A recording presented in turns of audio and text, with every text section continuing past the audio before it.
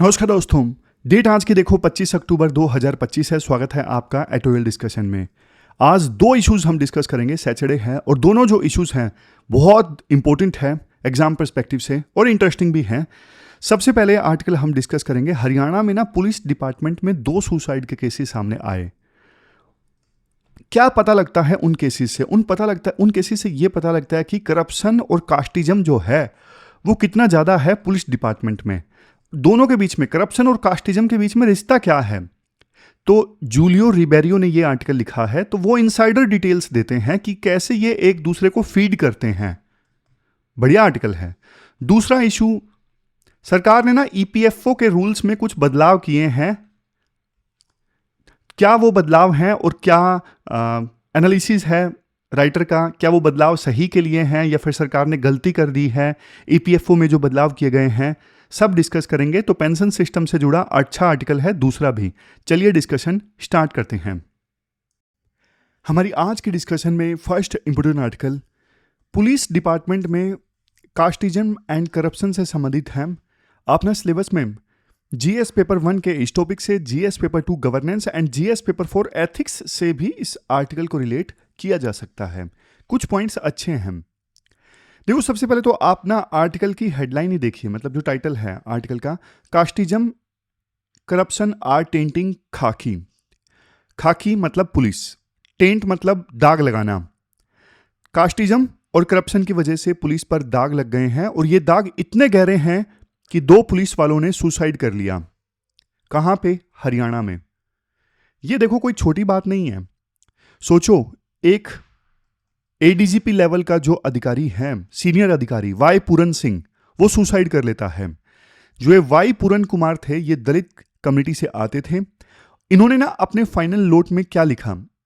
इन्होंने अपने 8 fellow officers पर caste based discrimination, mental harassment और पब्लिक ह्यूमिलिएशन का आरोप लगाया। वाई पूरन कुमार अपने सुसाइड नोट में बोलते हैं कि उनके बॉस यानी डीजीपी और रोहतक के एसपी नरेंद्र बिजरानिया दोनों ने उनको परेशान किया सिर्फ इसलिए क्योंकि वो एससी कम्युनिटी से आते थे। ये क्या दिखाता है? ये दिखाता है कि देखो, कास्टिज्म सिर्फ गांव में या सोसाइटी में नहीं है, ये इवन सिस्टम के टॉप लेवल पर भी पहुंच गया है। एक आईपीएस लेवल का अधिकारी भी इसका शिकार हो सकता है। लेकिन देखो, अभी स्टोरी का एक दूसरा पहलू भी है। दूसरा पहलू क्या है? एक हफ्ते बाद ही वाई पूरन कुमार जो एडीजीपी लेवल के अधिकारी थे, इनके सुसाइड करने के एक हफ्ते बाद एक एएसआई भी सुसाइड कर लेता है। वो एएसआई, मतलब आप सोचोगे एडीजीपी रैंक के अधिकारी का और एएसआई का क्या लेना देना? जो ये एएसआई था ना, ये एक करप्शन मामले की जांच कर रहा था और उस करप्शन मामले में एडीजीपी रैंक के जो अधिकारी थे उनका नाम भी आ गया था। लेकिन जब एडीजीपी रैंक के अधिकारी ने सुसाइड कर लिया तो एक हफ्ते बाद इन्होंने भी सुसाइड कर लिया, यह आरोप लगाते हुए कि वाई पूरन कुमार जो अधिकारी थे, आईपीएस थे, जिन्होंने सुसाइड किया, वो फंसने वाले थे करप्शन के मामले में। और जब उन्हें पता लग गया कि मैं फंसने वाला हूं तो उन्होंने कास्ट का यूज किया और सुसाइड कर लिया। पूरा जो मामला था वो कास्ट बेस्ड हो गया और करप्शन का जो नाम है वो बिल्कुल गायब हो गया। ये आरोप एएसआई ने लगाया, समझ गए? और इवन ये जो एएसआई थे ना, संदीप लाठर, इन्होंने ये भी आरोप लगाया, बल्कि ये जो वाई पूरन कुमार थे, ना सिर्फ ये करप्शन कर रहे थे जब ये रोहतक के आईजी थे, बल्कि ये अपनी कास्ट के लोगों को ही हर जगह लगा रहे थे और दूसरी कास्ट के लोगों को हटा रहे थे। मतलब कास्ट बेस्ड फेवरेटिज्म के आरोप लगाए गए एएसआई संदीप लाठर के द्वारा वाई पूरन कुमार के ऊपर जब वो आईजी थे रोहतक के। अब देखो, इन दोनों ने ही सुसाइड कर लिया है, दोनों ने ही सुसाइड कर लिया है। लेकिन दोनों के जो आरोप हैं वो ये बताते हैं कि ये जो पूरा मामला है ये कितना बड़ा कॉम्प्लेक्स वेब है। पहले केस में विक्टिमहुड दिखाता है कास्ट बेस्ड डिस्क्रिमिनेशन, दूसरे केस में उसी विक्टिम पर करप्शन और कास्ट फेवरेटिज्म के आरोप लगते हैं। आर्टिकल कहता है आप ना किसी भी मैच्योर्ड और सीजन्ड पुलिस वाले से पूछ के देखिए, वो ये कंक्लूड करेगा कि पुलिस फोर्स में ना करप्शन और कास्टिज्म बिल्कुल इंटरविंड है। इंग्लिश वर्ड है इंटरविंड, मतलब एक दूसरे से जुड़े हुए हैं पुलिस फोर्स में कास्टिज्म और करप्शन। आप बोलोगे सर कैसे? देखो मैं आपको आसान भाषा में समझाता हूं। एक रिसर्च पेपर है, रिसर्च पेपर का नाम है police caste and law in India. Police caste and law in India यह बताता है कि करप्शन एंड कास्टिज्म कैसे आपस में गुथे हुए हैं। देखो इस रिसर्च पेपर में बताया गया है कि पुलिस स्टेशन में जो पोस्टिंग्स है, जैसे एसएचओ कौन बनेगा, अक्सर कास्ट इक्वेशंस पे डिपेंड करती हैं। कौन एसएचओ बनेगा ये अक्सर कास्ट के आधार पे निर्धारित होता है। आप मैकेनिज्म समझो, एक सीनियर ऑफिसर है, वो अपनी कास्ट के ऑफिसर को एक लुक्रेटिव पोस्टिंग पे बिठाता है। सीनियर आईपीएस ऑफिसर अपने कास्ट के लोगों को एसएचओ बनाता है या फिर ऐसी पोस्ट पर बिठाता है जहां पे कमाई ज्यादा होती है। अब वो ऑफिसर जिसे अच्छी पोस्टिंग पे बिठाया गया है सीनियर आईपीएस ऑफिसर के द्वारा, अब वो ऑफिसर करप्शन करता है और करप्शन का एक हिस्सा जाता है उसी सीनियर ऑफिसर को जिसने उसे अच्छी पोस्टिंग दिलवाई है। समझे? ये नतीजा है पेट्रोनेज का। Senior IPS officer same caste के, उन्होंने अपनी कास्ट के लोगों को अच्छी पोस्टिंग दिलवाई। अब वही लोग जिनको अच्छी पोस्टिंग मिली वो पैसा कमाकर ऊपर भेजते हैं, सीनियर आईपीएस ऑफिसर को देते हैं। तो यहां पे ना कास्टिज्म ने करप्शन को इनेबल किया। सीनियर जो आईपीएस ऑफिसर है अपने कास्ट के लोगों को इसलिए लगाता है क्योंकि उसे यूं लगता है कि मेरे कास्ट के लोग मुझे धोखा नहीं देंगे, वो मेरी बात मानेंगे, कभी भी मुझे धोखा नहीं देंगे और मुझे पैसा कमाकर देंगे। तो यहां पे कास्ट ने ना करप्शन को इनेबल कर दिया। समझ रहे हो? और करप्शन ने उस कास्ट बेस्ड पोस्टिंग को जस्टिफाई कर दिया। दोनों एक दूसरे को फीड कर रहे हैं। कास्ट से करप्शन हो रहा है और करप्शन से दोबारा जो कास्ट की जस्टिफिकेशन है वो सही बैठ रही है। तो दोनों एक दूसरे को एनर्जी दे रहे हैं, एक दूसरे को फीड कर रहे हैं। इसके बाद आर्टिकल में एक बात ये बोली जाती है, देखो हरियाणा में ना राइटर अपने एक्सपीरियंस से बताते हैं। वो कहते हैं कि मैंने जो अपने आईपीएस ऑफिसर्स दोस्त हैं उनसे बात की तो मुझे एक बात पता लगा कि हरियाणा में ना दलित्स और जो जाट्स हैं ना उनकी रिलेशनशिप थोड़ी ट्रबलिंग है। उसी प्रकार से महाराष्ट्र में भी मराठास की और दलित्स की जो रिलेशनशिप है ना थोड़ी ट्रबलिंग है, मतलब ऐसे आप कह सकते हो ना अंडरवेव है। तो ये सोसाइटल प्रॉब्लम है और ये सोसाइटल प्रॉब्लम ना वर्दी के अंदर भी आ गया है। मतलब सोसाइटी में दो कम्युनिटीज के बीच की ट्रबलिंग रिलेशनशिप वो पुलिस डिपार्टमेंट के उन कास्ट के ऑफिसर्स के बीच में भी आ गई है। अब राइटर अपना एक्सपीरियंस बताते हैं। आर्टिकल किसने लिखा है? जूलियो रिबेरियो मुंबई के कमिश्नर थे, पंजाब के डीजीपी थे। पंजाब में आतंकवाद खत्म करने में इन्होंने बहुत बढ़िया रोल प्ले किया, बहुत अच्छे ऑफिसर माने जाते हैं जूलियो रिबेरियो। उन्होंने ये आर्टिकल लिखा है। तो वो ना दो किस्से बताते हैं। वो कहते हैं कि देखो 1970s 80s की बात है, मुंबई में ना एक गैंग लॉर्ड था, नाम था वरदराजन मुदालियर। वो ना शराब का धंधा चलाता था। और जब मैं 1982 में मुंबई का कमिश्नर बना ना तो मैंने ना एक स्पेसिफिक ऑफिसर मांगा उसे खत्म करने के लिए। वरदराजन मुदालियर जो शराब का बिजनेस चलाता था ना उसे खत्म करने के लिए मैंने एक स्पेसिफिक ऑफिसर मांगा, वाईसी पवार। अब जो वाईसी पवार थे ना वो एक एससी ऑफिसर थे। लेकिन रिबेरियो कहते हैं मैंने देखो उन्हें उनकी ना कास्ट की वजह से नहीं चुना था, मैंने उन्हें उनकी एबिलिटी और उनकी विलिंगनेस यानी उनकी काबिलियत और इच्छा शक्ति की वजह से चुना था, क्योंकि वो अंडरवर्ल्ड से ना टक्कर ले सकते थे। और वाईसी पवार ने ये करके भी दिखाया। उन्होंने ना वरदराजन मुदालियर के एम्पायर को पूरी तरह से तोड़ दिया। तो लेसन ये निकला कि एक अच्छा लीडर वो देखो मेरिट को ना कास्ट से ऊपर रखता है, काबिलियत देखता है, जाति नहीं देखता है। फिर वो दूसरा किस्सा बताते हैं। दूसरा किस्सा क्या है? वो कहते हैं देखो पुलिस में ना जो आर्म्ड ब्रांच की पोस्टिंग होती है ना, बस निगरानी के लिए खड़ा कर दिया, गार्ड ड्यूटी। अब इसको ना पनिशमेंट पोस्टिंग माना जाता है, क्योंकि पुलिस वाले इस पोस्टिंग से पैसा वगैरह नहीं कमा सकते और ड्यूटी आवर्स ज्यादा रहते हैं। तो ना जिन पुलिस वालों को गार्ड ड्यूटी मिली हुई थी ना, आर्म्ड ब्रांच में जिनकी पोस्टिंग थी, अब वहां के पुलिस वालों में ना एल्कोहलिज्म की प्रॉब्लम थी। लगातार खड़े होना है, निगरानी करनी है, तो शराब पीने की आदत पड़ जाती थी। लगातार वो घर से दूर रहते थे, ड्यूटी आवर्स ज़्यादा होते थे। इस वजह से ना ऐसे पुलिस वालों के जो बच्चे थे वो जल्दी स्कूल से ड्रॉप आउट कर रहे थे और वो गलत संगति में पड़ रहे थे। तो ना जूलियो रिबेरियो, इन्होंने ना उस समय एक यंग आईपीएस ऑफिसर को वहाँ पे हेड बना के भेजा कि आप पुलिस लाइन में जाइए और वहाँ के जो पुलिस वाले हैं उनके बच्चे गलत संगति में पड़ रहे हैं, बिगड़ रहे हैं, स्कूल ड्रॉप आउट हो रहे हैं, माहौल बहुत ज़्यादा डिप्रेसिंग है, तो आपने ये सारे जो सिस्टम है ना ठीक कीजिए। तो रिबेरियो कहते हैं मैंने ना उस यंग आईपीएस ऑफिसर को कास्ट के लिए नहीं चुना, हालांकि बाद में मुझे पता लगा कि वो जो थे वो ऐसी कम्युनिटी से आते थे। मैंने लेकिन उनको चुना क्योंकि वो यंग हैं, उनके अंदर एनर्जी थी, वो नई असाइनमेंट को बहुत बढ़िया ढंग से लेते थे। तो मैंने उनको स्पेशल एक्सपेक्टेशंस उनकी सेट करके भेजा कि भाई वहां पे जाके ना उनकी वेलफेयर सुनिश्चित करो, उनका मोराल ऊपर करो। और बाद में देखो उन्होंने बहुत बढ़िया काम किया और कास्ट तो मुझे बाद में पता लगी थी।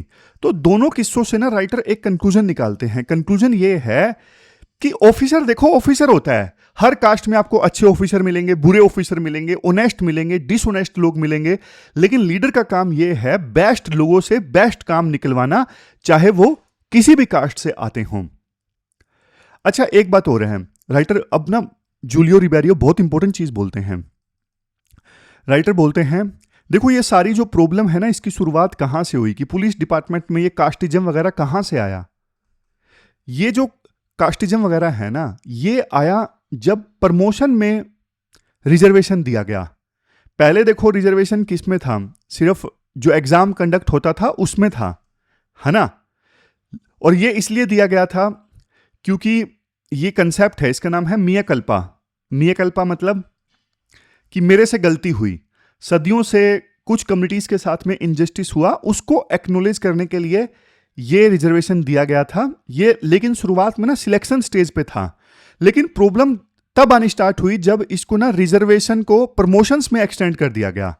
तब फोर्स के अंदर ना डिससेटिस्फेक्शन बढ़ता गया। और ये आप ना इसको थोड़ा सा डिटेल से समझो। संविधान का आर्टिकल 16 सेक्शन 4 क्लोज ए, ये 77th कॉन्स्टिट्यूशनल अमेंडमेंट जो 1995 में आया था, उसके बाद ये आर्टिकल ऐड किया गया।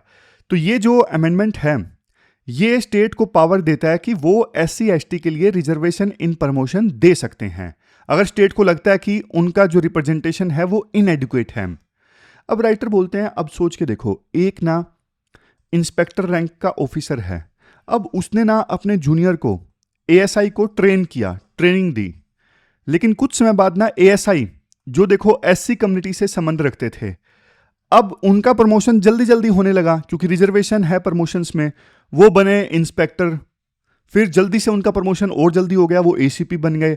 लेकिन जिस इंस्पेक्टर ने उनको ट्रेनिंग दी थी वो आज भी इंस्पेक्टर ही है, लेकिन जिनको ट्रेनिंग दी गई उनका रिजर्वेशन है, इस वजह से वो ACP बन गए। तो अब जो सीनियर ऑफिसर इंस्पेक्टर था जिसने ट्रेनिंग दी थी ना, वो फिर ACP को सैल्यूट नहीं करता, उसको लगता है कि यार तुम तो रिजर्वेशन की वजह से ऊपर निकल गए, मैं वहीं रह गया, मैंने तुमको ट्रेनिंग दी थी। तो यहां से डिससेटिस्फेक्शन आना स्टार्ट हो जाता है। कायदे से उस इंस्पेक्टर को ACP को सैल्यूट करना चाहिए, डिसिप्लिन में रहना चाहिए, लेकिन वो नहीं रहता। वो कहता है कि तुम तो रिजर्वेशन की वजह से ऊपर निकल गए और मैं वहीं रह गया। तो यहां से सिस्टम जो है ना खराब होना स्टार्ट हो जाता है, डिसिप्लिन टूटने लगता है और करप्शन भी बढ़ने लगता है। और इसके बाद राइटर बोलते हैं देखो रिजर्वेशन इन प्रमोशन इसलिए लाया गया था क्योंकि SC ST ऑफिसर्स को ना सिस्टमिक बायस की वजह से टॉप पोस्ट नहीं मिल पाती थी। लेकिन राइटर कहते हैं कि देखो मेरिट कई बार इससे कॉम्प्रोमाइज हो जाती है और सीनियर ऑफिसर्स का मोरल डाउन हो जाता है जब रिजर्वेशन की वजह से प्रमोशन होता है, और इससे पूरा जो कमांड स्ट्रक्चर है वो प्रभावित होता है। तो इस केस में ना सुप्रीम कोर्ट का ये व्यू है, सुप्रीम कोर्ट का व्यू है एम नागराज 2006 के केस में, जिसे बाद में 2018 के जनरल सिंह केस में भी सुप्रीम कोर्ट ने फिर से रीवैलिडेट किया।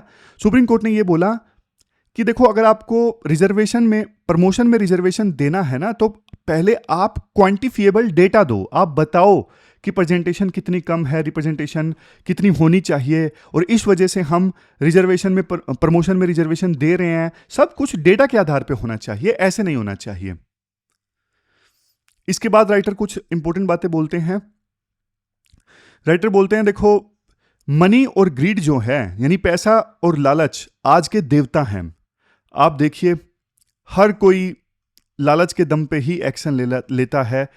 और जब 2014 में एनडीए की गवर्नमेंट बनी थी तो बड़ी बड़ी बातें बोली गई थी कि करप्शन को ख़त्म करना है, लेकिन आज विभिन्न लीडर्स जो हैं वो सिर्फ और सिर्फ उनका फोकस इलेक्शन जीतने पे है। लेकिन आप देखो समाज में कितना करप्शन है, एंट्री लेवल पे कितना करप्शन है। मतलब आप पुलिस स्टेशन में जाते हो, आपसे रिश्वत मांगी जाती है, थाने में जाते हो, तहसील में जाते हो, ट्रैफिक पुलिस, जहां आप सिस्टम से मिलते हो वहां पे करप्शन कम हुआ ही नहीं है। तो ये कटिंग एज करप्शन है। मतलब जहां आप सिस्टम से मिलते हो वहां पे करप्शन। लोग परेशान हैं, लेकिन परेशान लोगों को ना एक खिलौना दे दिया जाता है फ्रीबीज का। परेशान लोगों को फ्रीबीज का खिलौना दे दिया जाता है कि पैसा ले लो फ्री में, लेकिन चुप रहो।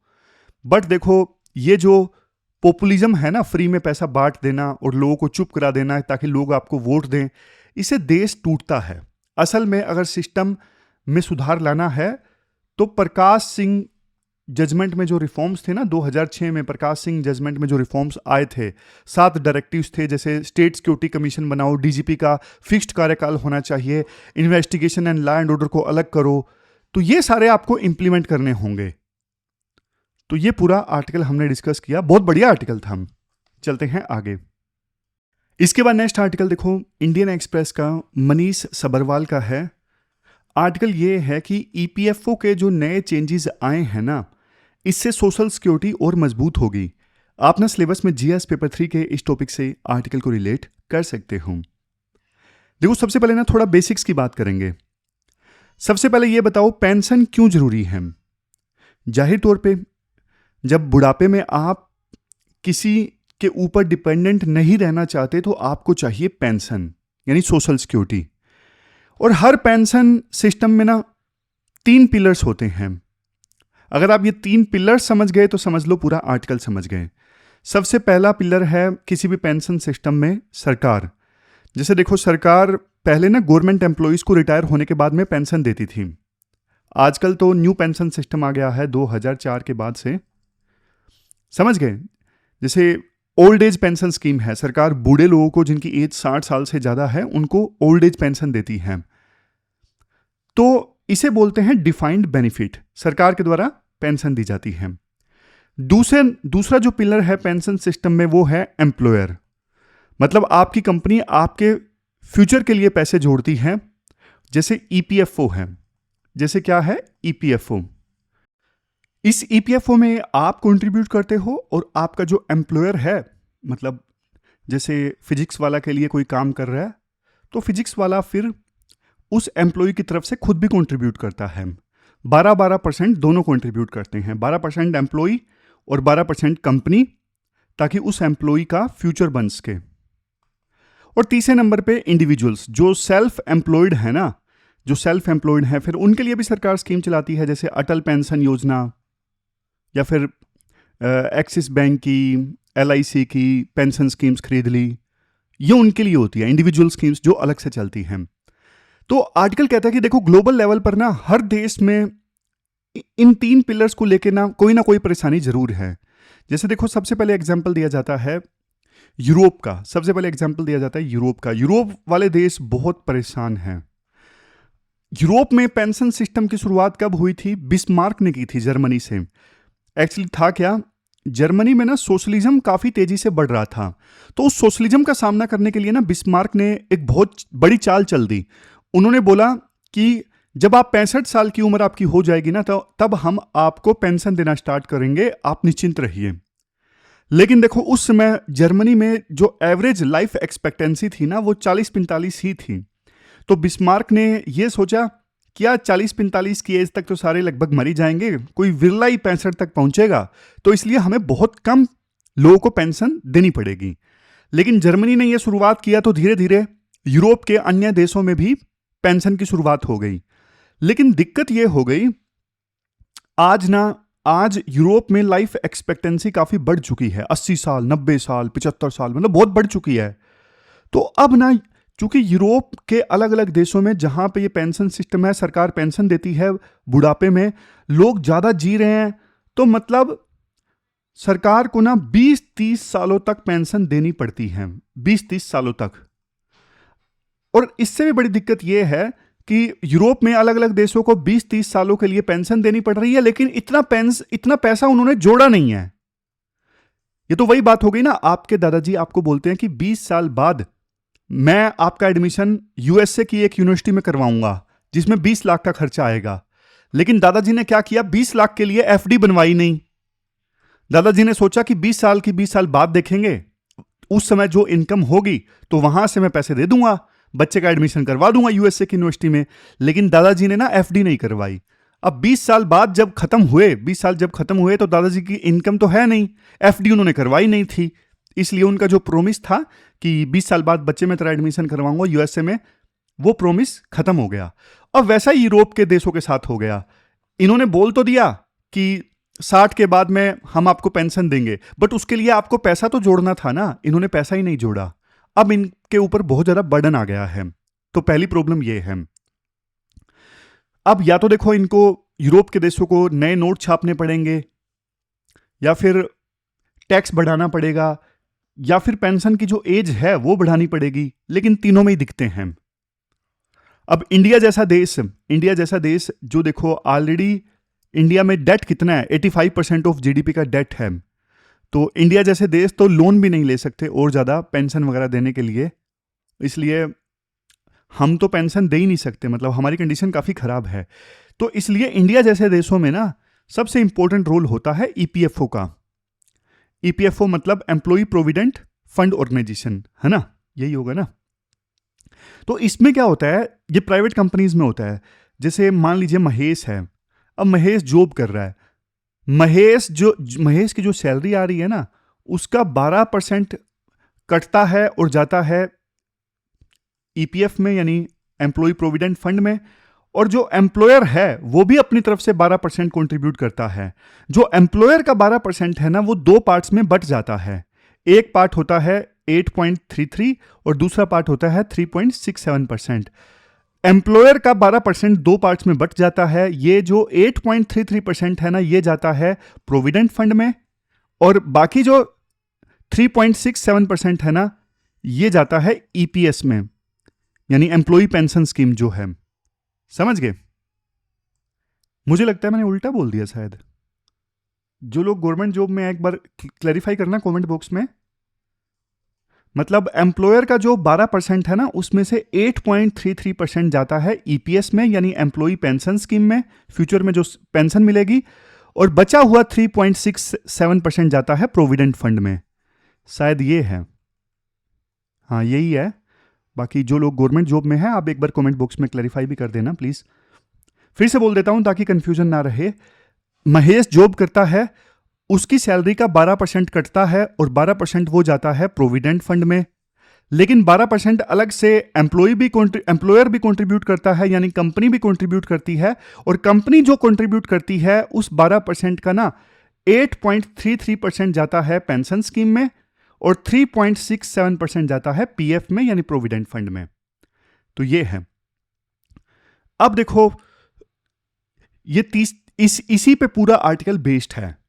मतलब तीसरा जो है इंडिविजुअल पेंशन स्कीम जैसे एनपीएस वगैरह, उस पे आर्टिकल ने फोकस नहीं किया है। इस ईपीएफओ पे ही पूरा आर्टिकल बेस्ड है, क्योंकि ना ईपीएफओ के रूल्स में ना इस साल सरकार बदलाव लेके आई है। राइटर कहते हैं जो ये ईपीएफओ के पुराने रूल्स थे ना, बहुत ज्यादा स्ट्रिक्ट थे कि आपका पैसा कट रहा है, पीएफ में भी जा रहा है और ईपीएस में भी जा रहा है, यानी एम्प्लॉय पेंशन स्कीम में भी जा रहा है। कब आप उस पैसे को निकलवा सकते हो, बीच में निकलवा सकते हो, नहीं निकलवा सकते, ऐसे रूल्स जो थे पहले बहुत स्ट्रिक्ट थे। लेकिन अब थोड़े रूल्स सरकार ने ठीक कर दिए हैं। और इसी पे ये पूरा आर्टिकल बेस्ड है। राइटर बोलते हैं पहले ना जो ईपीएफओ के रूल्स थे ना वो कंट्रोल वाले थे कि पैसा आपका है लेकिन कंट्रोल हम करेंगे, क्योंकि आपको पता नहीं है कि आपको अपने पैसे का कैसे यूज करना है। तो लिमिटेशंस काफी ज्यादा थी, रिस्ट्रिक्शंस काफी ज्यादा थी। बट अब सरकार कहती है कि हम आपके ऊपर ट्रस्ट करते हैं, तो जरूरत के समय आप अपना पैसा निकलवाना चाहते हो तो कोई बात नहीं, हम कंडीशंस को थोड़ा लिबरल बना देते हैं ताकि आप अपना पैसा थोड़ा अच्छे से निकलवा सको बीच में जब आपकी जरूरत पड़ती है तो। यानी अब सरकार ट्रस्ट करने लगी है। पहले सरकार पैसा आपका ही था लेकिन सरकार कंट्रोल करती थी कि आपको नहीं पता कि कैसे पैसे का इस्तेमाल करना है, इसलिए सरकार को विश्वास नहीं था आपके ऊपर, रिस्ट्रिक्शंस थी बहुत ज्यादा, कंडीशंस स्ट्रिक्ट थी। तो क्या क्या बदलाव हुए हैं वो मैं आपको बताता हूं। सबसे पहले देखो, आपका जो ये पीएफ या फिर ईपीएस का पैसा था ना, ये निकलवाने के लिए ना बीच में आपको निकलवाना है तो 13 अलग अलग रीजन्स सरकार ने बताए हुए थे। जैसे बच्चों की पढ़ाई के लिए अलग से फॉर्म होता था, शादी के लिए अलग से फॉर्म, बीमारी के लिए अलग से फॉर्म, बहुत कंफ्यूजन हुआ करती थी। अब सरकार कहती है कि यार ये 13 जो कारण है ना अलग अलग, सबके लिए अलग अलग फॉर्म, बीच में अगर आपको पैसा निकलवाना है, नहीं, सिर्फ 3 कैटेगरीज हम बना देते हैं। पहला एसेंशियल नीड्स वाली कैटेगरी, जैसे बीमारी हो गई, एजुकेशन है, मैरिज है, ये एसेंशियल नीड्स हैं, पहली कैटेगरी। दूसरी कैटेगरी घर बनाना है, घर खरीदना या बनाना है। और तीसरी कैटेगरी स्पेशल सर्कमस्टांसिस, जैसे रिटायरमेंट हो गई, नौकरी छूट गई, डिसेबिलिटी हो गई किसी तरह की, हमेशा के लिए देश छोड़ के जा रहे हो, तो ये स्पेशल सर्कमस्टांसिस है। तो सरकार कहती है कि पहले 13 कारणों के लिए अलग अलग फॉर्म होते थे बीच में पैसा निकलवाने के लिए, अब हमने सिर्फ 3 कैटेगरीज बना दी हैं। तो ये एक प्रकार से ईज ऑफ लिविंग है, हमने ब्यूरोक्रेसी कम कर दी है। अब नेक्स्ट, विड्रॉल लिमिट। पहले देखो, पहले कम टाइम्स पैसा निकलवाया जा सकता था। जैसे रिटायरमेंट से पहले बीच में फॉर एग्जांपल आप 2-3 बार पैसा निकलवा सकते थे, इससे ज्यादा बार नहीं। लेकिन अब इस लिमिट को ना थोड़ा लिबरल बना दिया गया है। एजुकेशन के लिए आप 10 बार पैसा बीच में निकलवा सकते हो और मैरिज के लिए बीच में 5 बार। तो कितने टाइम्स आप पैसा निकलवा सकते हो उसे भी लिबरल बना दिया गया है। नेक्स्ट है minimum service requirement for partial withdrawal. अब पहले क्या होता था, आपने 2 महीने की सर्विस मान लीजिए की, उसी के बाद आप एलिजिबल थे बीच में अपना पैसा निकलवाने के लिए। 2 महीने की सर्विस पूरी होते ही आप अपना 100% जो कंट्रीब्यूशन थे वो निकलवा सकते थे। लेकिन अब इस कंडीशन को ना थोड़ा बढ़ा दिया गया है, 12 महीने कर दिया गया है। और 12 महीने भी इसलिए किया गया है, इसका रीजन मैं आपको बताता हूं। जैसे देखो, पहले क्या था, 2 महीने के बाद ही आप निकलवा सकते हो। अब सरकार कहती है अगर पीएफ का पैसा है ना तो पूरा आप नहीं निकलवा सकते।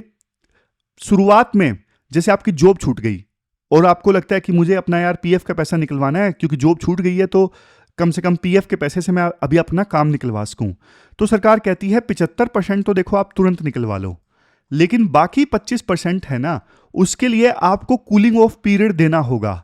बाकी 25% के लिए पीएफ का पैसा अगर आपको निकलवाना है तो 12 महीने बाद ही आप निकलवा सकते हो, उससे पहले नहीं। समझ गए? 75% बेशक तुरंत निकलवा लो, लेकिन बाकी बचा हुआ 25% पीएफ का पैसा आप 12 महीने के बाद निकलवा सकते हो। तो ये कूलिंग ऑफ पीरियड सरकार ने दे दिया है, ताकि कई बार जोश जोश में आके पूरा पैसा लोग निकलवा लेते हैं ना, तो जोश में पूरा पैसा ना निकलवा सकें। शुरुआत में 75%, 12 महीने बाद 25, बचा हुआ 25%। और अगर पेंशन वाला पैसा है, ईपीएस वाला, क्योंकि पेंशन का पैसा तो देखो बहुत जरूरी होता है बुढ़ापे के लिए, सरकार कहती है कि बचा हुआ 25% पेंशन वाला पैसा है ना, वो तो आप 36 महीने के बाद निकलवा सकते हो, क्योंकि पेंशन वाला पैसा तो और भी जरूरी है। तो ये सरकार ने बोल दिया है, बचा हुआ 25% पीएफ का पैसा 12 महीने के बाद, बचा हुआ 25% पेंशन का पैसा 36 महीने के बाद में। ये देखो यहां पे लिखा भी हुआ है, पेंशन विड्रॉल आफ्टर 36 मंथ्स, और पीएफ का पैसा बाकी बचा हुआ 25% आफ्टर 12 मंथ्स। लेकिन 75% आप बेशक तुरंत निकलवा सकते हो। तो सरकार ने वेटिंग पीरियड यहां पे बढ़ा दिया है। सरकार कहती है कि कम से कम 25% तो आप मेंटेन करके रखो, ताकि वो बाद में काम आएगा।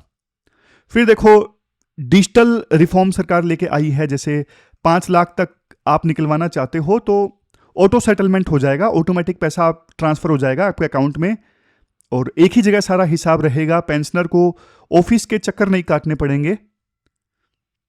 तो ये सारे रिफॉर्म सरकार लेके आई है। चलो मैंने आपको रिफॉर्म तो बता दिए, अब आते हैं आगे। अब ऑथर देखो ये कहते हैं ईपीएफओ क्या है। शुरुआत में मैंने आपको बताया ईपीएफओ देखो एक आइसोलेटेड एम्प्लॉयर इंस्ट्रूमेंट है। आसान भाषा में जब तक आप नौकरी में हो तब तक ईपीएफओ है, नौकरी गई ईपीएफओ का जो लिंक है वो टूट गया। समझ रहे हो? मान लीजिए फिजिक्स वाला कंपनी में हो तो आपका पैसा पर्टिकुलर प्रोविडेंट फंड में जा रहा है, फिर आपने कंपनी चेंज कर ली, पुराना पैसा कई बार वहीं पे रह जाता है। कुछ लोग तो निकलवा लेते हैं, कुछ भूल जाते हैं। इस वजह से बहुत सारे लाखों एम्प्लॉइज ऐसे हैं जिन्होंने कंपनी में काम करते हुए पैसा जोड़ा लेकिन बाद में कंपनी चेंज कर ली तो पुराने पैसे को निकलवाया ही नहीं। तो राइटर बोलते हैं इससे अच्छा ना आप क्या करो, लाइफ टाइम आधार लिंक्ड CSSA बनाओ। मतलब क्या है? मतलब यह है एक परमानेंट सोशल सिक्योरिटी नंबर आपके पास में होना चाहिए। किसी भी कंपनी में हो पैसा उसी अकाउंट में जाए। समझ रहे हो? Permanent social security account number जो आपका आधार हो सकता है। जब आप स्टूडेंट हो सरकार उसमें contribution they, for example scholarship का पैसा। जब आप नौकरी करते हो तो आपका एम्प्लॉयर उस सोशल सिक्योरिटी नंबर में पैसा डाले। जब आप सेल्फ एम्प्लॉयड हो जैसे गिग वर्कर, जैसे जोमेटो या उबर वर्कर, तो आप खुद डालें उस सोशल अकाउंट जो भी आपका सोशल सिक्योरिटी अकाउंट नंबर है। तो ये जो अकाउंट नंबर है ना पूरी जिंदगी आपके साथ रहे, ऐसा प्रोविजन सरकार को करना चाहिए। क्योंकि पर्टिकुलर कंपनी के लिए जो एम्प्लॉय वाला प्रोविडेंट फंड है वो अलग से खुलता है, बाद में वो कई बार वहीं रह जाता है, अगली कंपनी में शिफ्ट नहीं हो पाता। ये दिक्कत है। इसके बाद ये बोलते हैं ऑथर कि बहुत इंपॉर्टेंट पॉइंट है। अभी देखो ईपीएफओ में पैसा जाता है, राइटर बोलते हैं ईपीएफओ के पास आप कंट्रीब्यूट करते हो ना, आपका एम्प्लॉयर है वो भी कंट्रीब्यूट करता है, लेकिन ईपीएफओ ना बहुत महंगा पड़ता है। आपका कंट्रीब्यूशन मैनेज करने के लिए ना ईपीएफओ आपसे ना पैसे चार्ज करता है जो 4% के आसपास पड़ते हैं। तो ना एम्प्लॉइज के पास में ना छूट होनी चाहिए कि वो अपना कंट्रीब्यूशन का पैसा ईपीएफओ के पास में देना चाहते हैं या फिर नेशनल पेंशन स्कीम के पास में देना चाहते हैं। नेशनल है या न्यू पेंशन स्कीम है, जो भी है, तो छूट होनी चाहिए। जैसे अभी हमारे पास छूट है ना, एयरटेल का सिम लें या फिर जियो का लें, उसी प्रकार से एक एम्प्लॉई अपना जो कंट्रीब्यूशन है ईपीएफओ को देना चाहते हैं या एनपीएस को देना चाहते हैं, ये छूट, ये चॉइस का फैसला जो एम्प्लॉई है वो खुद ले। ऐसे उसके पास में ना ऑप्शन होना चाहिए। अभी ईपीएफओ की मोनोपोली है, इस वजह से बहुत पैसा चार्ज करता है ईपीएफओ, लेकिन एनपीएस का जो ऑप्शन होगा तब फिर ईपीएफओ ज्यादा चार्ज नहीं करेगा, ये राइटर बोलते हैं। समझ गए? फिर एक बात राइटर ये बोलते हैं कि देखो कुछ लोग बोलते हैं कि सरकार ने जो कंडीशन थोड़ी लिबरल की है ना, इससे फायदा होगा एम्प्लॉइज को, क्योंकि वो उनकी जरूरत पड़ने पे वो पहले पैसा निकलवा नहीं सकते थे। और अभी क्या है, कुछ लोग ये भी बोलते हैं कि ईपीएफओ के लिए ना कंट्रीब्यूशन काफ़ी ज़्यादा देना पड़ता है, 12% एम्प्लॉई को, 12% एम्प्लॉयर को। इस वजह से ना कुछ लोग ये बोलते हैं सैलरी बचती नहीं है, खर्च करने के लिए सैलरी नहीं बचती है क्योंकि कंट्रीब्यूशन इतना ज़्यादा चला जाता है ईपीएफओ वगैरह में। तो राइटर बोलते हैं आप ना थोड़ा कंट्रीब्यूशन कम कर दो, 12% के बजाय 9% कर दो। 9% रहेगा तो एम्प्लॉइज़ के पास में ज़्यादा पैसा रहेगा, ज़्यादा सैलरी उनकी आएगी और वो बीच में पैसा निकलवाएंगे नहीं। आप ये भी ऑप्शन एक्सप्लोर कर सकते हो। लेकिन कुछ लोग ये भी बोलते हैं कि देखो ये सरकार ने कंडीशंस लिबरल कर दी है ना, ये गलत काम किया है, क्योंकि पेंशन वाले पैसे को निकलवाने की छूट नहीं देनी चाहिए थी।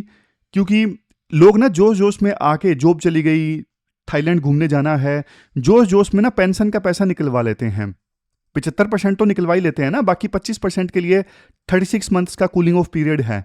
लेकिन देखो कंडीशन स्ट्रिक्ट होनी चाहिए थी, क्योंकि ये बुढ़ापे के सहारे वाला पैसा था। तो इसके लिए, इसको निकालने के लिए कंडीशन आसान नहीं बनानी थी बल्कि और डिफिकल्ट बनानी थी। तो ये पूरा आर्टिकल हमने डिस्कस किया। अब लास्ट में क्वेश्चन देख लीजिए जो आपको अटेम्प्ट करना है। क्वेश्चन देखो, पेंशन सिस्टम के ऊपर आपको अटेम्प्ट करना है। 250 वर्ड्स में इस क्वेश्चन का आंसर देना है और 15 मार्क्स का ये क्वेश्चन है। तो ये थी हमारी आज की डिस्कशन। कल मिलते हैं फिर से एक नई डिस्कशन के साथ। तब तक आप अपना ध्यान रखिए, अच्छे से पढ़िए। Thank you very much for discussion.